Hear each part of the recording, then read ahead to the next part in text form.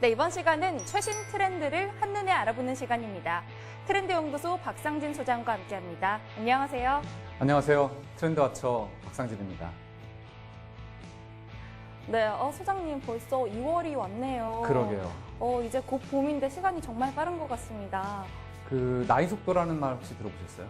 알죠. 그렇죠. 네. 나이를 한 살 한 살 먹을수록 인생의 체감 속도는 나이의 2배에 달한다. 이런 네. 이론이 있어요. 사람들이. 좀 무서운데요. 그렇죠. 네. 근데 그래도 뭐 가해 씨 정도의 나이는 아직 속도가 그렇게 빠른 나이는 아니실 것 같아요. 저처럼 뭐 시속 100km 뭐 이렇게 가까이 하면 100km. 그 정도 가게 되면 이제 내가 하루하루 좀 좋은 곳에 가고 좋은 걸 보고 좋은 걸 느끼면서 살아야 되겠다. 이렇게 생각을 하게 됩니다. 그래서 2월은 좋은 걸 보고 느끼는 네. 그런 달이 됐으면 하는 바람이 있습니다. 네. 왠지 말씀이 좀 주제와 연관된 것 같다는 생각도 드는데요. 네, 그럼 오늘의 주제 바로 화면으로 만나보시죠. 늘 똑같은 볼거리에 지쳤다면 2017년 이곳을 주목해보세요. 완전한 어둠을 경험하는 이색 체험관부터 7080 세대의 음악다방을 한 단계 업그레이드한 현대판 음악다방, 다시 부활한 추억의 서점까지 다양한 체험과 매력이 존재하는 2017년 잇플레이스를 소개합니다. 오늘 주제는 2017년 주목해볼 만한 이 플레이스네요. 오늘 주제 또 소개해 주셔야죠. 네, 일단 소개에 앞서서 저희가 트렌드 가이드니까 왜, 무엇 때문에 선정했는지를 먼저 말씀을 드리겠습니다. 네, 알겠습니다. 기다리셨죠? 네, 기다렸습니다. 지금은 공간 트렌드의 시대예요.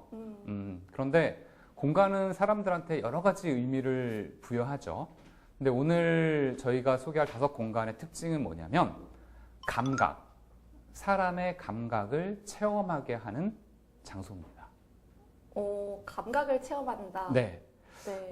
그 이유가 뭐냐면 IBM이랑 굉장히 유명한 그 컴퓨터 회사죠. 네. 이 회사에서 매년 5in 5라는 주제에 발표를 합니다. 뭐냐면 5년 안에 5가지의 기술, 가장 사람들이 많이 쓰게 된, 개발하게 될 기술을 발표를 하는데 2012년에 발표했던 이 기술 5가지가 뭐였냐면 네. 사람의 5가지 감각과 관련되어 있는 것들이었습니다. 그러니까 시각, 후각, 청각, 미각, 촉각. 앞으로의 기술은 사람의 이 감각을 배우거나 네. 혹은 감각의 발달을 돕거나 하는 기술이 발달을 할 것이다. 그러면은 막 이렇게 뭐 가상으로 냄새도 맡을 수 있고 막 네. 만져볼 수도 있고 그래서 이런. 기술의 네. 측면에서는 그렇죠. 네네. 근데 저희가 중요하게 생각하는 건 왜 감각을 중요시 여겨? 뭐 이런 거거든요. 이 이유 때문에 이제 옆에 있는 이미지를 제가 넣었어요. 슬라예보 지젝이라는 철학자입니다. 이 철학자가 요즘 얘기하는 사람들의 소비 트렌드 가이드가 뭐냐면 멈춰, 네. 생각해 이런 겁니다. 근데 사지 사람이 말라는 건가요? 사지 네. 말라. 사지 말라는 건가요? 맞습니다. 어떻게 이해했어요? 대량 소비 그만해. 네, 이게 유혹을 자제해 약간 이런 의미로 네, 맞습니다. 들려서요. 네. 그냥 생각 없이 행동하는 거 그만해. 그리고 생각해. 음, 그러니까 이게 저희가 얘기했던 가치 소비였잖아요. 네. 네네. 근데 이 얘기가 뭐냐면 이걸 하려면 사람이 기본적으로 이 감각이 발달을 해야 돼요. 감각의 훈련이 돼야 됩니다. 그래서 오늘은 이런 소비 트렌드의 방향을 배경으로 해서 네. 감각을 발달시킬 수 있고 체험할 수 있는 그런 공간을 소개해 드리겠습니다. 네, 자 그럼 드디어 첫 번째 이 플레이스를 한번 만나보겠습니다.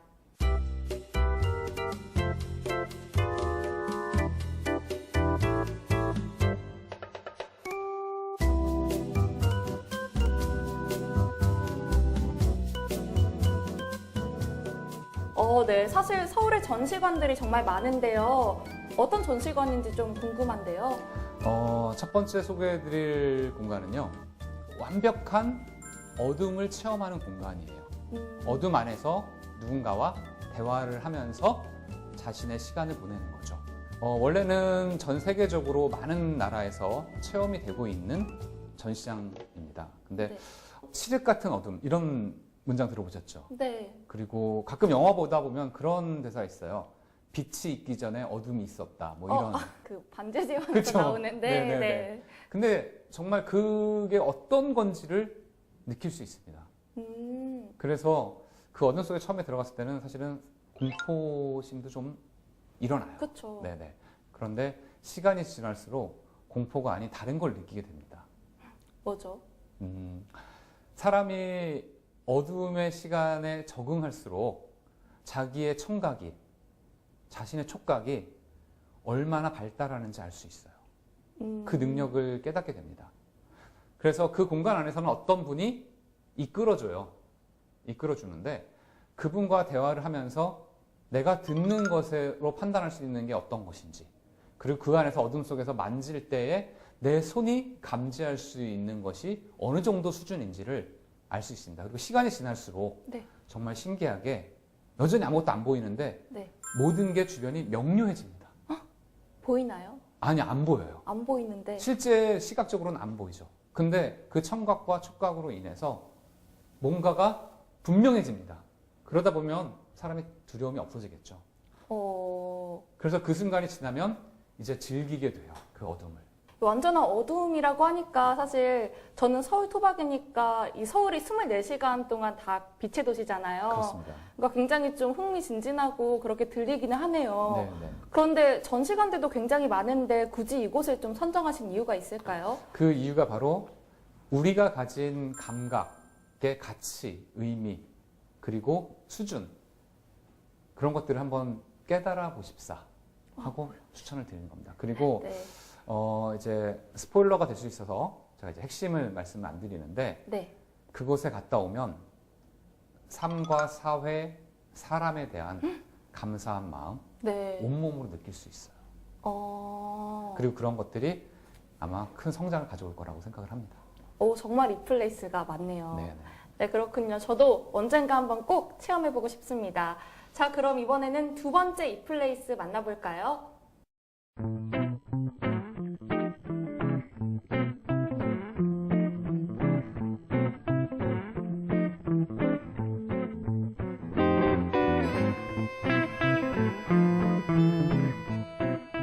이번엔 이태원이네요.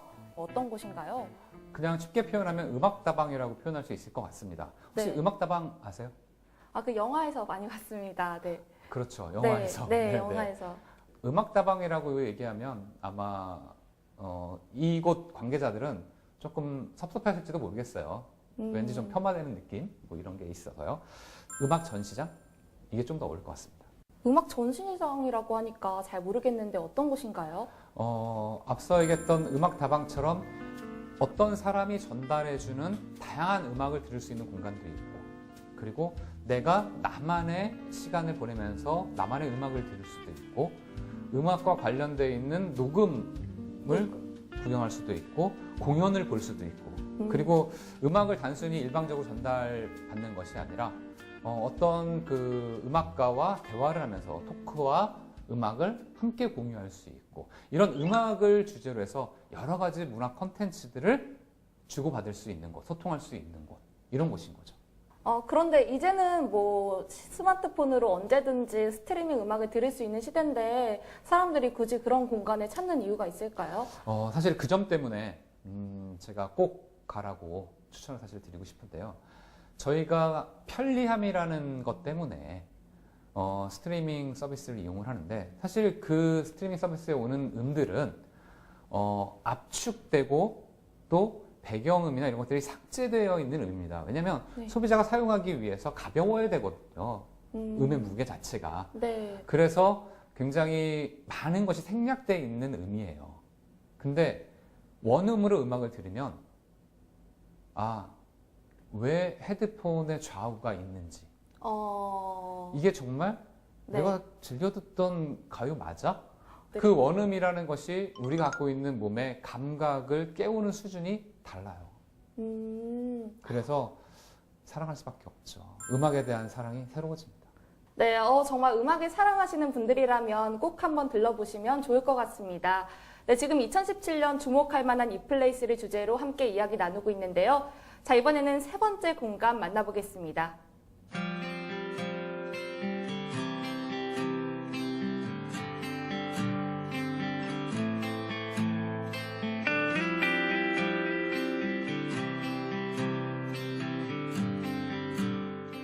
이곳은 미술관인가요? 이곳은 어떤 곳인가요?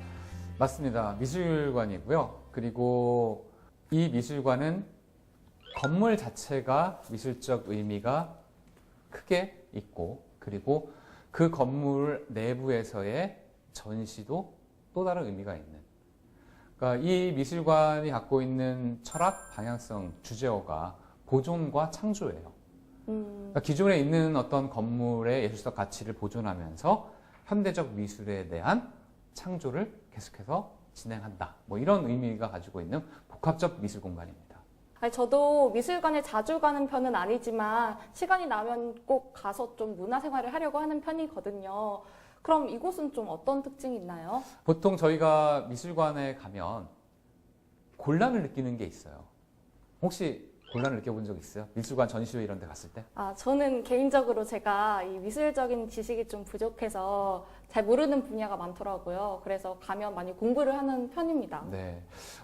많은 분들이 그런 얘기 하죠. 근데 사실은, 이건 뭐 저희랑 좀 다른 얘기긴 하지만, 미술관이나 전시회는 보는 사람의 관점에서 느낀 만큼 유효한 거예요.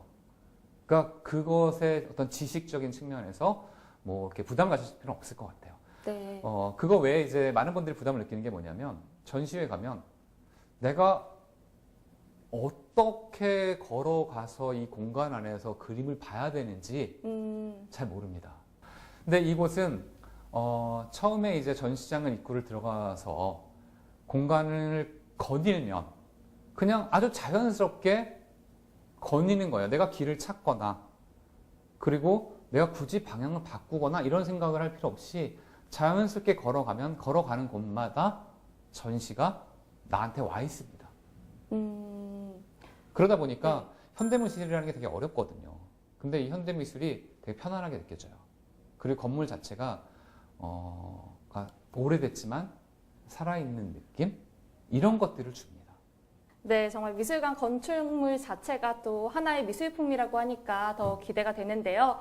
특히 창덕궁 옆에 있으니까 또 창덕궁 방문하시는 분들은 이 공간도 놓치지 않고 보셨으면 합니다. 자, 그럼 이번엔 네 번째 이 플레이스를 만나볼 차례인데요.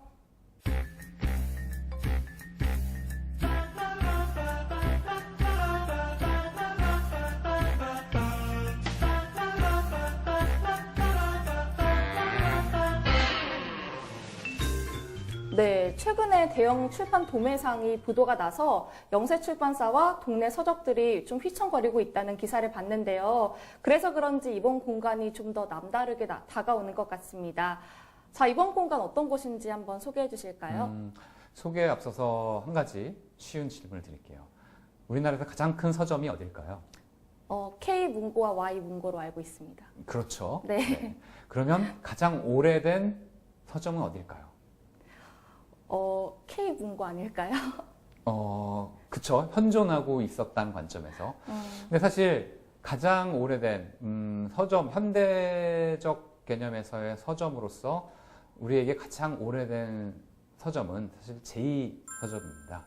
그런데 한 10년 전쯤에 부도가 나서 네. 서점이 사실은 없어졌어요. 근데 이 서점이 지난 크리스마스 직전에 네. 부활을 했습니다. 부활을 했다니요? 네. 부도난 서점을 다시 되살려보자 라는 그 옛 직원들 그리고 관계자들이 힘을 모아서 다시 설립을 한 거죠. 그러니까 엄밀하게 말해서 이름을 그대로 유지를 하고 살린 거죠. 회사는 바뀐 거고요. 그런데 어쨌든 물론 뭐 장소도 바뀌었습니다만 어쨌든 사람들에게는 책과 동의어 같은 그런 서점이 다시 부활을 한 셈이죠. 저도 제2서점에 대한 기억은 잘 없긴 하지만 소장님께서 굉장히 뭔가 추억이 많은 것 같으세요. 그럼요. 저희 때는요. 약속, 누군가를 만나기로 하면 종로 아니면 명동, 뭐 가끔 신촌 이랬는데 정말요? 네네네. 그중에서 특히 종로 부근에서 만난다 그러면 무조건 이 제1서점 앞에서 약속을 하는 거예요. 그만큼 가장 유명해진 건물이고 오래된 사실은 서점이었죠. 네. 그래서 사람들한테는 아마 그 서점이 부활했다는 것만으로도 충분히 다시 책을 사러 가고 그리고 사람들과 약속하기 위해서 서점으로 발길을 옮기는 그런 습관을 다시 만드는 그런 역할을 할 거라고 기대를 합니다. 네, 옛날에 정말 만남의 광장 같은 그런 곳이었다고 하니까 또 지금은 어디에 있는 곳인지도 좀 궁금해지는데요. 네, 지금은 종로로 얘기하면 종로 2가쯤에 이제 있습니다. 근데 중요한 건 이 서점이 어떤 모습으로 다시 등장했느냐인 것 같아요. 보통 아까 얘기했던 K문고 이런 데 가면 뭐 저만 그런지 모르겠습니다만 책에 압박감을 느껴요. 너무 많은 거죠, 책이 진짜. 아, 네, 많죠, 네. 많죠. 네. 그래서 뭔가 그리고 책이 있는 곳에서 내가 얻을 수 있는 어떤 감정, 그리고 느낌, 이런 것들이 사실 살기가 쉽지 않아요. 상업적인 어떤 공간의 이미지가 되게 사실 많이 다가오죠. 근데 이 제2서점의 부활이 반가운 게 이곳은 서점이라기보다는 서가 같은 느낌이에요. 서가요? 네네. 그러니까 책을 개인적으로 모아놓은 방, 뭐 이런 느낌이에요. 무슨 말이냐면 내가 지금부터 열심히 책을 읽고 그리고 관심을 가지면 내가 죽기 전에 어쩌면 이만한 내 서가를 가질 수도 있겠어 라는 느낌을 주는 네. 그런 공간으로 구성이 되어 있습니다. 그래서 책의 압박감을 느끼기보다는 기꺼이 나 이 책 본 적이 있나? 왜 우리가 책장을 보다 보면 부담 갖지 않고 책에 손을 달 수 있는 그런 느낌으로 부활했다는 게 사실은 굉장히 큰 의미인 것 같습니다. 뭔가 말씀을 들어보니까 제가 다 뿌듯한 감정이 들고 그러네요. 그렇죠. 네. 아까 제가 이미지 보드에서 말씀드렸던 감각을 발전시키는 가장 큰 이유가 슬라에보지제에게 얘기했던 생각하라 거기였잖아요. 네. 사실 사람이 우리의 감각 그리고 우리의 능력 중에서 신체적 능력도 있지만 가장 많이 훈련을 시켜야 되는 게 생각이거든요. 특히 요즘처럼 이런 체험 소비의 트렌드의 시대에서는 생각의 근육이라는 게 아주 많이 훈련이 돼야 돼요. 그런데 그 생각의 근육을 훈련시킬 수 있는 가장 좋은 방법이 책을 읽는 일이고 책을 읽는 일은 일단 서점을 먼저 가는 거죠. 아, 네. 또 사실 많은 분들이 요즘에는 책을 온라인으로 구매하시는데요. 하지만 또 어차피 도서 정가제가 실시되고 있는 만큼 직접 이렇게 말씀하신 서점이나 또 서점에 가셔서 책을 구입하면 어떨까 하는 생각도 드는데요. 특히 올해 다시 부활한 이 제2문고는 꼭 한번 가보시기 바랍니다. 어쨌든 소장님께서 선정하신 이 플레이스들이 정말 하나같이 다 가보고 싶은 곳들인데요. 올해는 좀 이곳들을 다 가보는 것을 제 목표로 삼아보겠습니다. 또 지켜보시는 시청자분들도 저와 같은 생각을 하고 계실 것 같은데요. 여유 되실 때 한 번쯤 이렇게 방문해보시면 좋다는 생각이 드네요. 네, 오늘도 트렌드연구소 박상진 소장과 함께했습니다. 고맙습니다. 감사합니다.